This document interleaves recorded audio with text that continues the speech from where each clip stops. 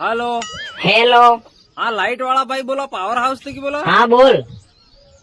એ થારી આરતી ઉતારો થારા નામની જે બોલો અરે ભાઈ તો એક ગધેડી મોતરા એટલા છાટા પડતા તો લાઈટ કેમ બંધ કરી દે એ ખબર નહીં પડતો આજે આખી રાત મેં રૂમાલે કરીને વાયરો કરીને આખી રાત કાઢજી યાર અરે આટલો મસેરો સોટે મારા મોડા માથે પગ માથે